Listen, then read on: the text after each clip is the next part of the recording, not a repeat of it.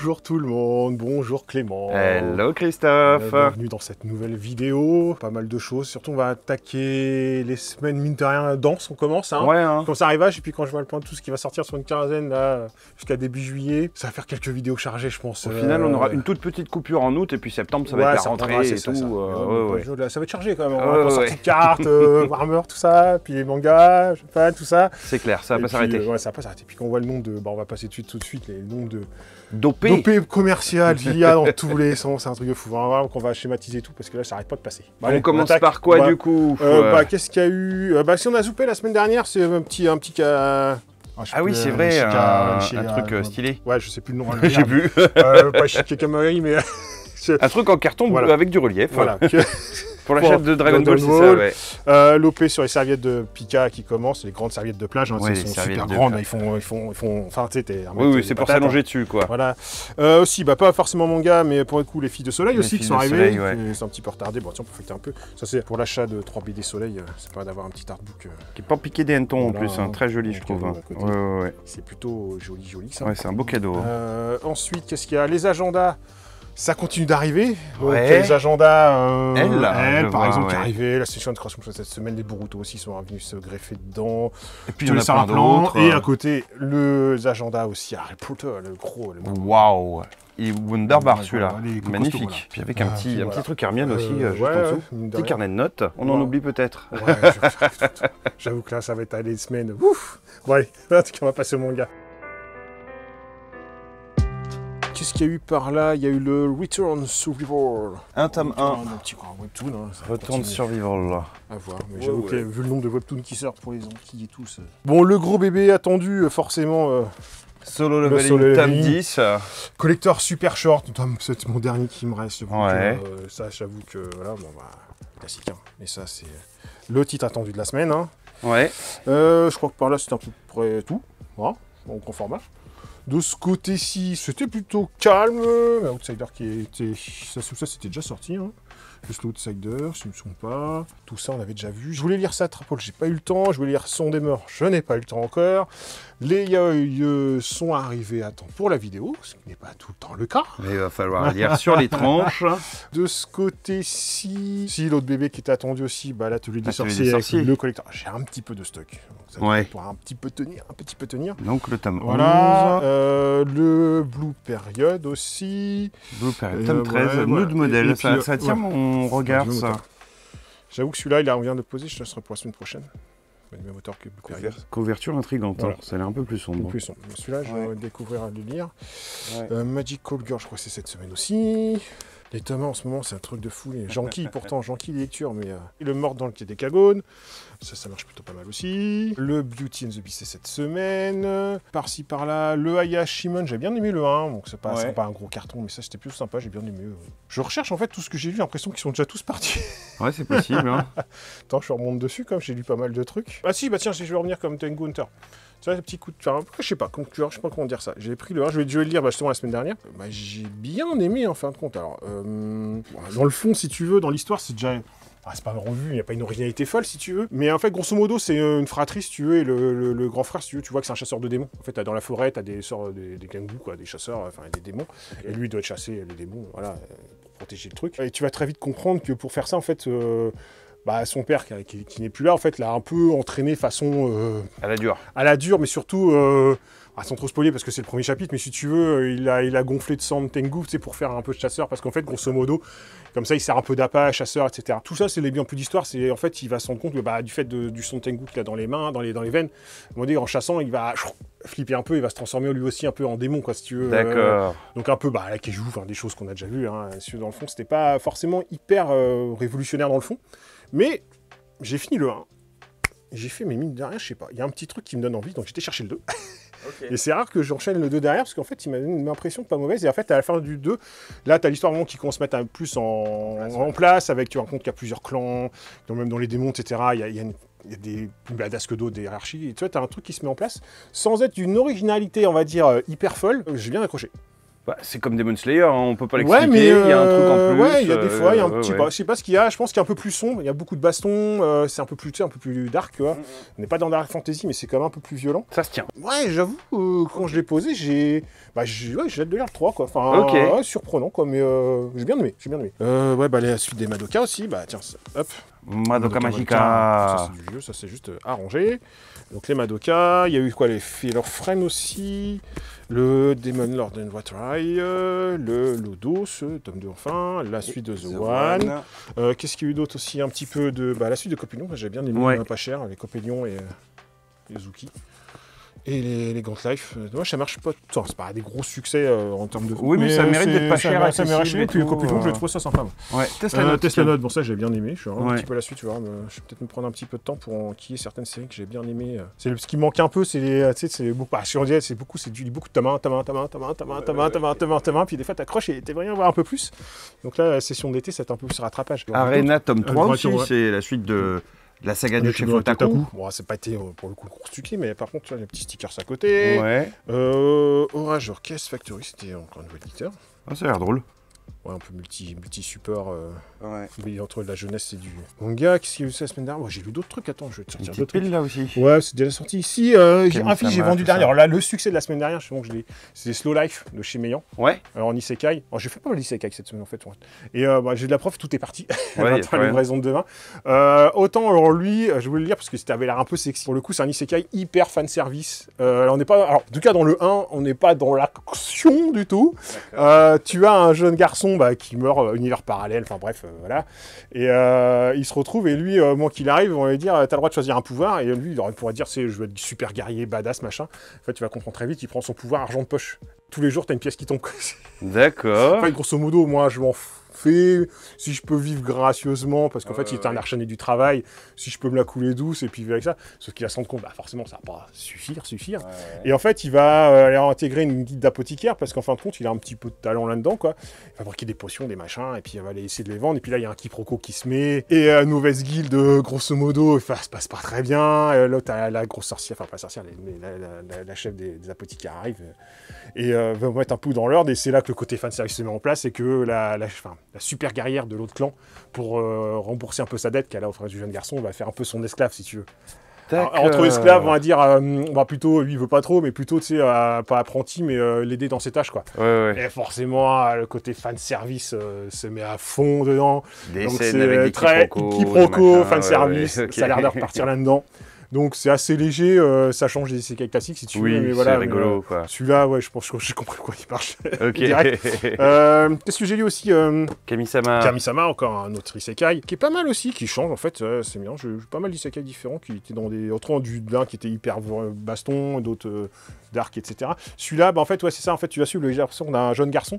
En fait, son père, c'est un gourou d'une secte, plus ou moins, quoi. Et en fait, plus ou moins, il sacrifie son fils pour faire pas une invocation, mais tu sais, pour une prêtresse, machin.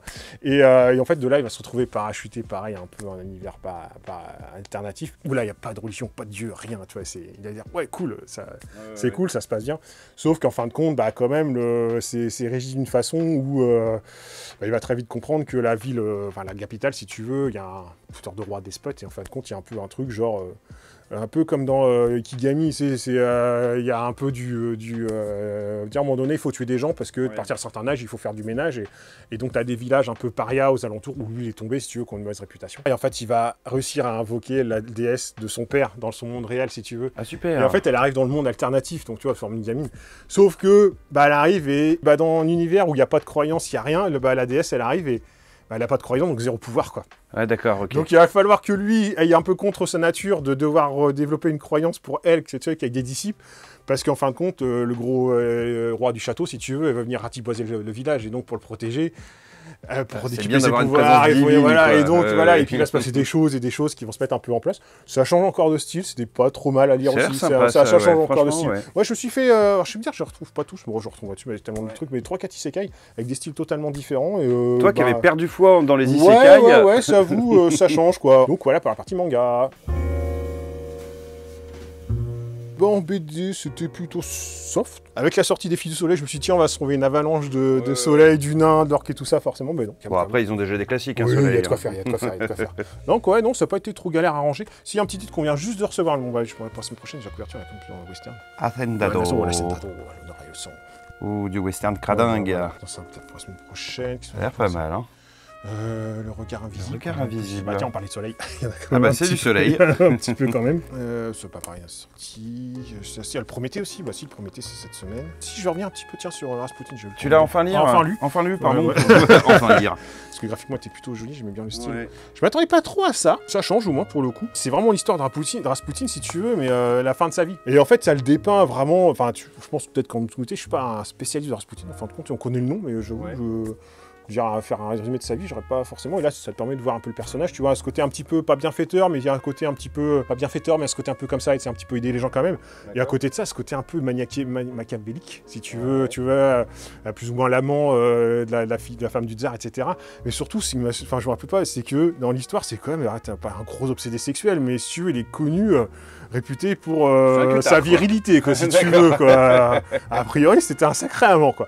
Et donc, tu vois un peu l'histoire de ce personnage avec une jeune fille qui vient, grosso modo, qui vient un peu solliciter à sa porte pour dire, voilà, mon père, il est juif et il va se faire un peu exiler à la fin des prémices de la guerre, enfin, tu veux, et pareil, un peu déporté, quoi. La fille va dire, pas réussir un peu plus ou moins à le convaincre, et donc tu vas suivre un peu son histoire, lui, un peu de manigance, etc., dans toutes les strates tsariennes, etc. Et non, c'est plutôt pas mal, moi j'ai bien aimé, mais c'est vrai que je m'attendais pas forcément à cette optique comme ça, c'est pas sombre, mais c'est un peu, tu vois, t'as un personnage qui a ce côté un peu brut, quoi, un peu machiavélique, tu te dis, ouais, c'était quelqu'un, quoi. C'est quelqu'un, quoi. Si vous voulez connaître le personnage, ouais, vraiment une idée un peu, vraiment, c'est une approche. C'est vrai que quand on sort des livres d'histoire, ça fait toujours bizarre. Ouais, c'est vrai, tu Rasputin, tu as l'impression de Rasputin, c'est le côté un peu joyeux, quoi.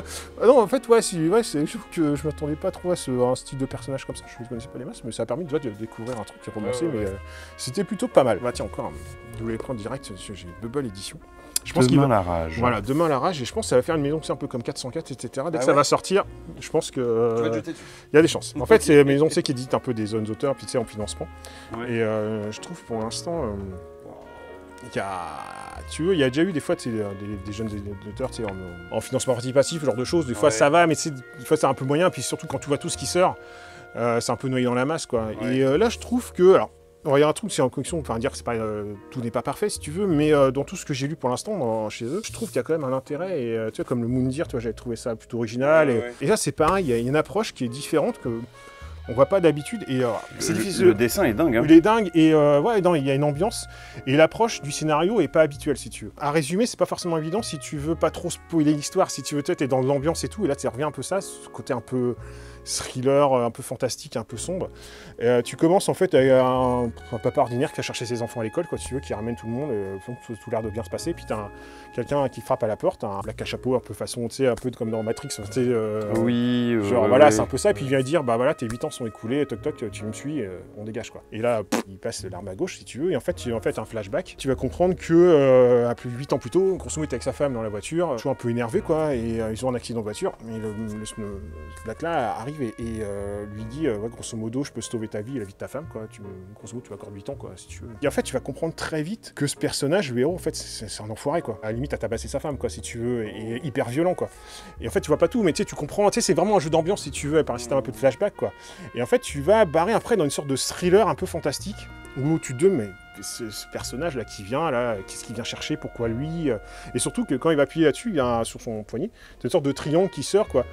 Tu vois, un truc, c'est quoi ce truc fantastique, etc., qui se met en place, et qu'est-ce qu'il vient chercher au bout des 8 ans. Alors, je ne vais pas te dire plus, mais tu pars vraiment dans une sorte de thriller, si tu veux, un petit côté à la fin, tu t'attends pas forcément à ça, quoi. Et en fait, grosso modo, tu te dis bien que le personnage ne vient pas chercher pour rien, et sans doute que sa rage qui est là au fond de lui, en fait, sur les 8 ans, ça lui a permis de canaliser. Et donc peut-être qu'il vient collecter à plus ou moins sa rage, si tu veux, tu vois, ça... D'accord. Ouais, je vais pas dire plus pour pas trop spoiler, mais ça, c'est pas évident de... Non, là, mais t'as vraiment un jeu d'ambiance. Alors, c'est pas forcément une BD la plus grand public, mais tu vois, dans le style graphique, dans l'approche, tu sais, de traiter un peu, tu vois, le drame conjugal, etc., c'est plutôt pas mal. Et puis j'avoue que même graphiquement, c'est marquant, quoi. Il y a un vrai travail, quoi. Il y a un parti pris de dingue. Il y a un vrai travail, quoi. Et c'est... Ouais, non, c'est... Bah, à surveiller, quoi. Enfin, ok. J'étais assez content de le lire. Donc j'avoue, s'il garde cette ligne de conduite pour mettre en avant des jeunes auteurs ou des premiers œuvres ou genre de tout ça, cette qualité-là, ça peut faire une belle maison d'édition. C'est clair. Voilà, voilà. Allez, on va faire plus fun, comment on va finir sur une petite touche putain de chat. Putain de chat. Un nouveau tome de putain de chat. Ouais, ça, si vous voulez vous détendre le soir, ça marche tout seul. Qu'est-ce qu'il y a eu de petites rééditions aussi? Bah, les petites collections, j'ai pas tout pris, il y a des petites collections. Des idiots. Des pareils qui vont les petits formats poche. D'accord. Qu'est-ce qu'il y a eu aussi? Bah, des 20 ans, des boîtes à bulles, hein. J'ai pas forcément tout pris. Hein. Ouais. Les petites collections, il y a pas tellement de choses qui sortent. Ça, je vais lire aussi, tu vois. J'ai pas encore rien de poser. Le juif arabe. Azaf Hanouka, le récit puissant d'une quête personnelle, historique et politique. Ouais, toujours pareil. Les sujets, si c'est bien traité, si ça aborde, tu vois, un regard différent, quoi. Toujours pareil, la curiosité. Tu peux apprendre des trucs. Et là, d'être un vilain défaut dans la culture, quoi. C'est clair. Voilà, je pense que si, petite bricole peut-être par là, s'il est sorti cette semaine, Namoria ou Sero Utsep aussi. Peut-être un peu plus de roman graphique. Ouais, roman graphique. Et voilà, je pense qu'en BD, c'était plutôt calme. C'est calme, mais il y a des trucs intéressants. Oui, c'est intéressant toujours. Demain la rage, là. C'est en fait, grosso modo, c'est tester, enfin découvrir par vous-même. C'est assez moderne, quoi. Enfin, tu vois, il y a un petit peu. J'ai l'impression que ça vaut le coup. Ouais, voilà. Bon, allez, on va passer aux comics. Comics, DC. Je n'ai pas vu reçu grand chose. Je pense que peut-être que tout n'est pas encore arrivé, parce que souvent on s'est un peu livré des fois le jour J. En Marvel. Peut-être de Flash, non? Parce que ça sort cette semaine. Ah oui, non, c'est le Flash Chronicle, on l'a bien reçu, exact. Tout à fait, Flash Chronicle, le film forcément. Les gros pavés, un peu les classiques, les oldies.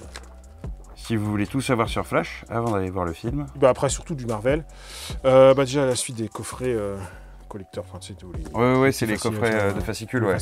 Un nouveau Punisher aussi, que j'ai feuilleté un petit peu, parce que Punisher et Daredevil ensemble... Daredevil, en général, ça fait... Mais c'est vrai que les derniers, ça part un petit peu barré comme Punisher. Je suis un peu largué dans ce qui est sorti les derniers temps. Là, j'ai feuilleté un peu, en fait, sa femme revient. Ah bon? Ouais, sa femme est ressuscitée, donc forcément, il impacte. Je pense qu'il a des choses... Il n'y a plus trop de raison de tuer des gens, du coup. Bah si, peut-être, justement, la personne qui l'a ressuscité, peut-être te dire, maintenant, tu tues des gens pour moi. Ouais, découvrir. Possible. Du Shang-Chi, et puis du Moon Knight aussi, toujours pareil, j'aime bien aussi. Ça reste... Il est classe, celui-là. J'aimerais avoir du temps pour enquiller tout ça. Qu'est-ce qu'il y a eu du She-Hulk aussi, du Pride un peu aussi dans l'air du temps aussi en ce moment. Surtout que c'est le Pride Month aux États-Unis. En Indé, je sais pas s'il y a eu beaucoup de trucs en Indé. Je vais juste revenir limite sur Télépathe, qui est plutôt pas mal. Ouais. Qui est plutôt efficace. C'est de qui? De Stravinsky. Alors, Télépathe, je vais faire un peu fucké, parce que graphiquement, c'est plutôt joli. C'est plutôt bien fait. Bien coloré. C'est plutôt efficace. Ouais. Voilà, on va dire ça, c'est plutôt bien efficace. L'idée, tu as notre monde actuel, si tu veux. Et en fait, ce qu'ils ont déjà produit, c'est des éruptions solaires. Tu sais, qui font des tracks un petit peu, on va dire, les ondes, enfin, tout ce qui est un peu électronique. Et là, tu as une putain d'éruption solaire qui arrive et en fin de compte tellement puissante que grosso modo tout le monde s'évanouit sur Terre si tu veux, donc tout déraille, donc forcément plus rien qui marche en électronique, donc un peu no man's land si tu veux, les avions tombent, il n'y a plus rien qui marche, accident, ce que tu veux, donc déjà tout le monde se réveille et tout le monde voit un peu déjà l'état de catastrophique qui s'est produit quoi. Et en fait tu vas suivre un peu au démarrage un peu 4-5 protagonistes, c'est un peu par chacun une page, enfin tu sais t'enchaînes assez vite, genre une assistante du président, un taulard, un policier, enfin en fait ça s'enchaîne assez bien, ce qui fait que déjà, tu comprends déjà dès le démarrage que le rythme d'approche, tu rentres bien dedans. Enfin, c'est déjà assez bien posé, bien rythme. Et en fait, voilà, le Kataki se produit, et là, surtout, tous les héros que tu vas suivre au démarrage, ils vont tous se rendre compte qu'ils ont développé une sorte de petit don où ils sont capables de lire dans les pensées des gens. D'accord. Et donc, en fin de compte, voilà, un certain pourcentage de la population arrive à lire dans la tête et donc ils se rendent compte que c'est pas qu'un phénomène local, toi, c'est un mondial, etc. Et ça pose plein de trucs parce que déjà tu vas avoir selon entre le taulard ou le policier si tu veux, surtout que le mec qui est en tôle, c'est pas le pimpin quoi. Si tu veux, c'est quand même le chef, c'est pas un mec qui a détourné 800 balles. Déjà dans la prison sans pouvoir, déjà il se fait respecter si tu veux. Alors là, il chope ce truc là et surtout en fait au fur et à mesure tu vois que ce don un peu de télépathe, enfin de télépathie, enfin pas télépathie mais de un peu ça quoi, on va dire, prendre l'ampleur. Alors je vais pas aller trop plus derrière, mais si tu veux, ça il se développe de plus en plus jusqu'à surtout le chef mafieux là, d'influencer le choix des gens quoi. Et ça crée des situations, des trucs un peu tu vois tout doucement et ça grossit avec le temps, tu sais, au niveau d'implantation des pouvoirs. Et tu te dis voilà, donc forcément tu vas te confronter un peu le monde un peu de la justice avec forcément ce flic qui va être obligé de confronter à ça et puis forcément le mafieux qui va développer tout un truc quoi. Et en profiter un maximum. Voilà, maximum. Et surtout, tu as ce côté un peu tous les petits travers de la vie quotidienne aussi, le fait que tu puisses lire dans la tête des gens au démarrage, tiens, en fait, je m'en découvre que ma femme me trompe. Sympa. Voilà. Le rythme est plutôt assez soutenu, toi, t'as pas de temps mort. C'est agréable à lire, hein. C'est pas mal, je suis pas mal chiadé. Hein. C'est un bon titre, j'ai bien aimé. Le reste, il me semble que c'était déjà vu. Puis après, c'est juste un manque de temps. C'est long à lire. Voilà. Bon, allez, on va passer à la jeunesse. Bon, en jeunesse, humour, c'était plutôt calme, a priori. La petite réédition des Fuzz et Didier avec un petit, je sais plus quoi, les trucs en... silhouette en plastique, je sais plus. Plastique, je sais plus comment ça s'appelle. Si, je reviens vite fait, parce que c'était agréable, c'est pour me sans décider, j'avais joué une petite idée sur la fabrique des rêves. C'était très cartoon. Ouais. C'est vraiment ça. En fait, l'idée, c'est que tu as un petit garçon, pas ordinaire, mais voilà, en fait, pour son il a de la narcolepsie, quoi. Et en fait, il s'endort facilement, et en fin de compte, de là, à partir dans le monde des rêves, tu vas suivre un peu ses quêtes d'aventure. C'est plutôt mignon. Enfin, parce qu'en fait, moi, le truc, quand tu vois ça, les planches, quand tu lis l'histoire, en fait, c'était vraiment, t'as l'impression de regarder un film d'animation. Tu vois, assez moderne, Pixar et compagnie, quoi. Si tu veux, c'était vraiment dans l'optique de ça. Donc en fait, c'est pas forcément jeunesse, ça peut être tout public. C'est ce côté un peu fun, fun, quoi, tu vois, aventure. Mais surtout, c'est ce côté graphique. T'as l'impression, quand tu lis, d'avoir un film d'animation devant les yeux, quoi. Enfin, c'est vraiment... c'est facile à lire, et puis voilà. Ça, c'était plutôt sympa, mais je crois que j'ai pas fait d'autres trucs... oui, tout le reste, la semaine dernière, on avait déjà vu. Tout ça, on l'a fait, ouais. Vraiment. Surtout, avec le nombre de sorties de jeux, c'est pas mal de jeux aussi, hein. On va passer encore un autre gros morceau cette semaine de jeu, hein. Ok. En jeu, encore matière. J'avoue qu'en ce moment, j'enquille... Très costaud, ouais. Les sessions jeux, alors j'adore ça, en plus en ce moment, je pète le beau temps, plein de jeux partout et je kiffe ça, donc j'en teste beaucoup. Mais ça prend du temps. Ouais. Déjà tu peux voir, à commencer par là, deux gros bébés... qu'on n'a pas besoin vraiment de présenter. Un nouveau Villainous Star Wars. Avec du Grievous, Dark Vador, Ventress, voilà. Toutes les sagas Star Wars dans un nouveau Millennius. Voilà. En dessous. Et puis en dessous, le Marvel Zombie. Qui n'est autre que le Zombicide Marvel. Voilà. Sauf que cette fois-ci, on joue les zombies. Ils ont les zombies. Voilà. Il faut esquiver les gentils, pas humains, mais nous, on est les zombies super humains et on affronte les autres super humains. C'est ça. Voilà. Si on fait dans cette colonne-là, mission super pas possible. Super pas possible. Nouveau. Si je reviens juste ça, j'avais dit que je testais la semaine dernière. On fait aussi quand même. Galzir. Donc là, un vrai jeu narratif. Super sympa à jouer. C'est vraiment un jeu narratif. Pour moi, je le vois comme un livre dont doit être l'euro. Tu sais, tu prends le bouquin, le livre doit être l'euro. Sauf que là, tu le mets avec un plateau, des cartes, des machins, et une appli qui te fait tes choix. Enfin, tu sais, tu lui dis que tu fais ça ou ça, et tu lances tes actions, puis ça va t'ouvrir d'autres trucs un peu comme tu as une page différente. Tu as vraiment un vrai texte d'ambiance, si tu veux. C'est vraiment bien foutu. Tu crapahutes, c'est plutôt sympa à jouer. Même le système du mécanique un peu du temps, des actions, des dés, etc. Tout ça, c'est bien géré. C'est vraiment bien foutu. Après, je dirais que le truc, c'est 4, c'est peut-être un peu too much. Enfin, pour moi, c'est comme un peu tout ce jeu. À 4 joueurs, tu veux dire ? 4 joueurs. Ouais. Peut-être un peu comme Tentacle ou... c'est des jeux où alors peut-être un peu Destiny, tu vois, c'est plus des 1, 2... jouer à 2, 3... Ouais, 3, ça passe, mais pour moi, c'est plus du 2, tu vois, en soirée tranquille. Parce qu'en fait, comme c'est très narratif et que c'est un peu du tour par tour, tu as un peu de lecture à chaque fois à ton tour pour faire tes actions, tu fais une partie de ta quête, tu passes au suivant, en fait, tu as des chapitres un peu à faire. Ce qui fait que tu as quand même pas mal de lecture. Ce qui fait que ça donne une profondeur un peu à l'histoire, surtout que ça a ce côté pas cartoon, mais ça a ce côté avec des animaux, et avec des aventures, des quêtes qui sont assez, comment dire, c'est l'imaginaire qui le travaille bien, quoi, si tu veux, dans les petits trucs. Et c'est assez très grand public, en fin de compte, le jeu est pas très complexe. La mécanique, il y a pas mal de petites originalités bien foncées. Après, je dirais que 4, c'est un peu long parce qu'en fait, tu vas chacun attendre et si t'es pas attentif à l'histoire de chacun, comme il y a beaucoup de lectures, chacun fait son histoire. Ça peut être un petit peu long. Alors nous, on a fait que pour l'instant la première partie scénario qui est plutôt la mise en place pour apprendre un peu le jeu. Donc après, ça s'est fait un peu plus. Alors, tu as 2 modes de jeu, mais c'est pas un vrai non plus coopératif.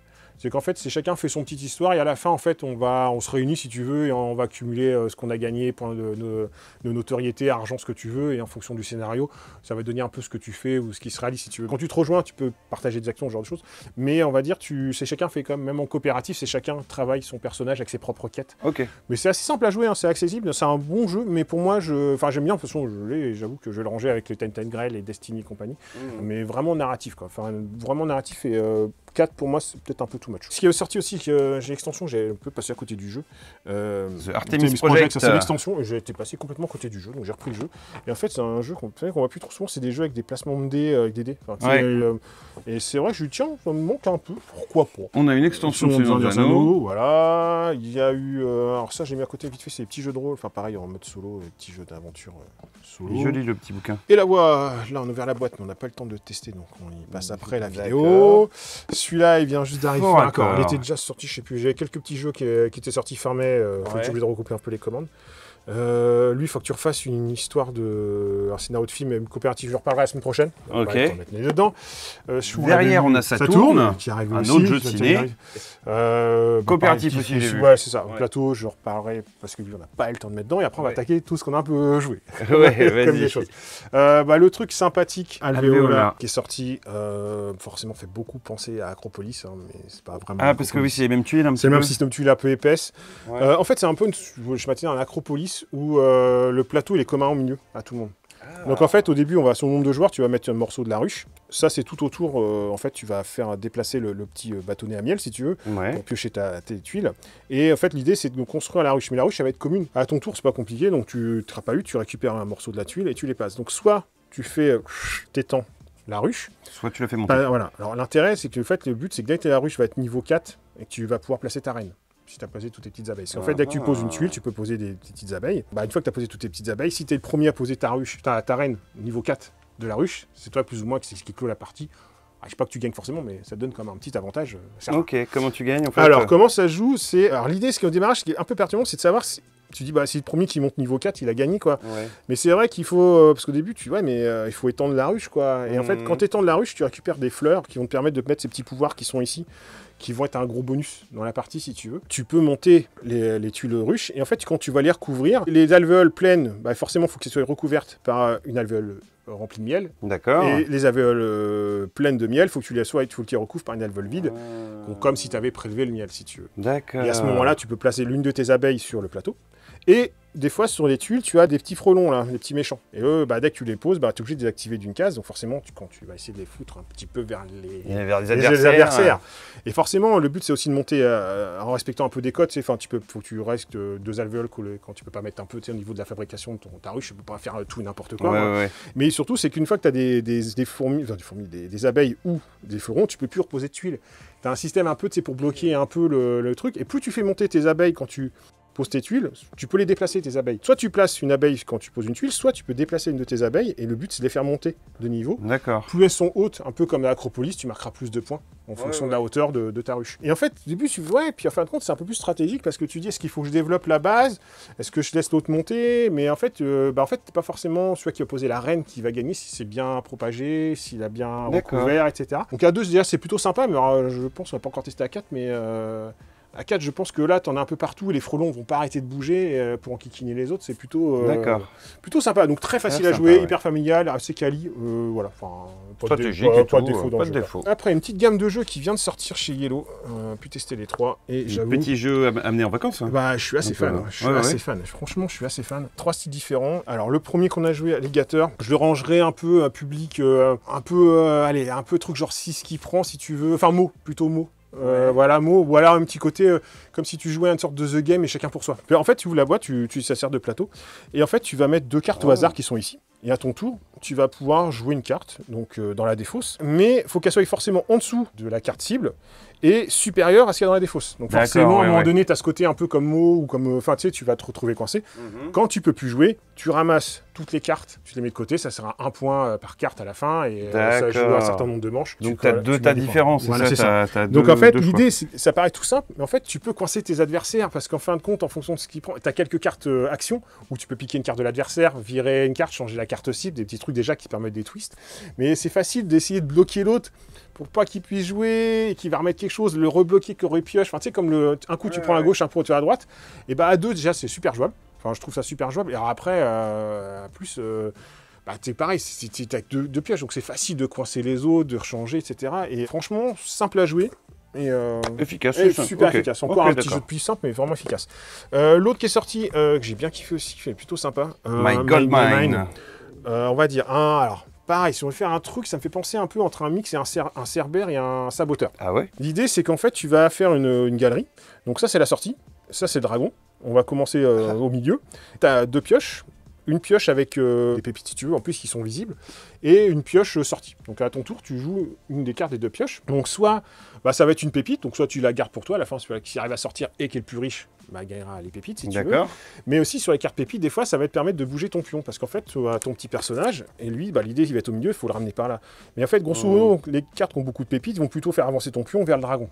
Ah. Si tu te fais bouffer par le dragon, déjà, t'es éliminé, quoi. D'accord. T'as de ça, et... La grille, quoi. Là, voilà. Et le dragon, des fois, dans cette cache de pépites, t'as les cartes dragon, et le dragon, lui, il avance. Et quand il avance, il retourne les tuiles, et derrière, c'est des tuiles feu, enfin, tu sais, voilà. Et donc, le spectre diminue au fur et à mesure. Et t'as ce petit côté un petit peu à la Cerbère, c'est que dans les cartes sorties, que tu peux piocher à la place d'une carte vide, ça te permet soit d'avancer plus vite, d'avancer tout le groupe, ou de switcher les jetons. Toi, t'es là-bas, moi, je suis là, hop là, toi, t'es devant le dragon, et puis moi, je suis quasiment à la sortie, quoi. Donc, c'est coop, pas coop, quoi. C'est pas du tout coop, mais avec des fois, t'as des petites actions où tu peux avantager le groupe ou pas, ou surtout foutre la merde, quoi. Pareil, c'est de 2 à... Alors, de 2 à 6 à 2, pratiquer, c'est pas le plus fifou, ça passe, mais c'est plutôt de 4-6, quoi. Plus on est fou, plus on rit sur ce genre de jeu. Et c'est pareil, efficace, parce que tu peux vraiment foutre la merde. Super jeu à emmener en vacances. Voilà, et le dernier de la petite gamme, c'est Porco Crasso, qui lui, autant les 2 autres, on va dire, sont tout public, et je les qualifierais vraiment adulte, enfin, tu sais, vraiment tout large. Celui-là, c'est un peu la même chose, mais je le qualifierais un petit peu plus jeune, enfin, tu sais, plus familial. Ouais. Pour jouer un peu plus avec les enfants. Parce que c'est tout fun, en fait, c'est tout mimi, en fait, on va pas trop voir, mais en fait, t'as des cartes cochons, côté propre et côté sale, donc le but, c'est cracrasser nos cochons, quoi. D'accord. Donc, selon le nombre de joueurs, t'as des cochons, et à ton tour, pareil, tu vas jouer des cartes, donc soit t'as des cartes boue, donc tu vas jouer pour retourner tes cochons côté sale, et le but, c'est le premier qui arrive à retourner tous ses cochons au côté sale qui gagne la manche. D'accord, ok. Bien sûr, il y a des actions, genre... Tu peux nettoyer les cochons des autres. Ouais, en fait, t'as la carte la pluie. Et quand tu fais de la pluie, tous les cochons qui sont dehors sont lavés, donc tu les remets de côté propre. Pour protéger tes cochons de la pluie, tu peux mettre des cartes grange que tu mets sur dessus ton cochon, comme ça il est protégé de la pluie. Sauf que tu peux jouer des cartes food pour détruire la grange. L'agriculteur, il peut lui rentrer dans la grange pour nettoyer les cochons, donc tu peux jouer des, tu sais, je te nettoie tes cochons, voilà. Dans la en grange. fait, t'as des petits trucs comme ça, tu sais, d'action.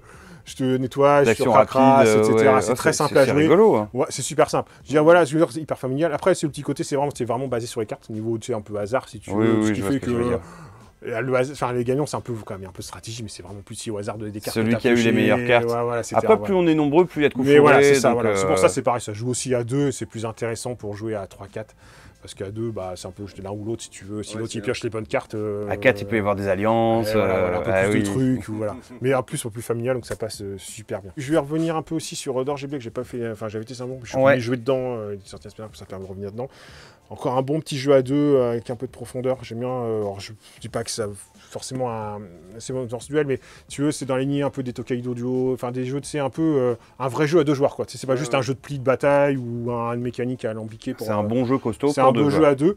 Là, il y a une mécanique qui est super intéressante. En fait, grosso modo, on a notre plateau. On va popper des ressources, de l'orge, du blé, voilà, tout ce qu'il faut pour de la bière ou du pain. Et donc, à ton tour, en fait, il va falloir que tu fabriques du pain et de la bière.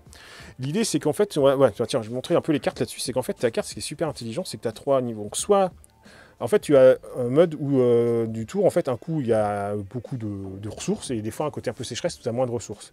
Et un tour sur 2, on va pas jouer de la même façon. Donc, en fait, quand il fait beau, on est un peu à la saison d'Undurst, donc on va faire du duel, enfin, du draft. Et par contre, quand on est en mode sécheresse, on va jouer avec les cartes qu'on a gardées le tour d'avant. D'accord. Donc un coup, on alterne, ce qui fait que ça permet d'avoir quand même une petite projection.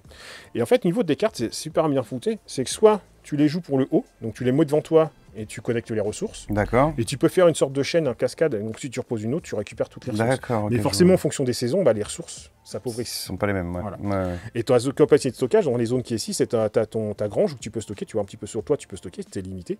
Là, c'est ta zone où tu vas fabriquer ton pain et tu as de la bière. Ouais. Et le but après, c'est de vendre ça pour gagner des sous à la fin. D'accord. Donc soit le haut, c'est pour récupérer les ressources.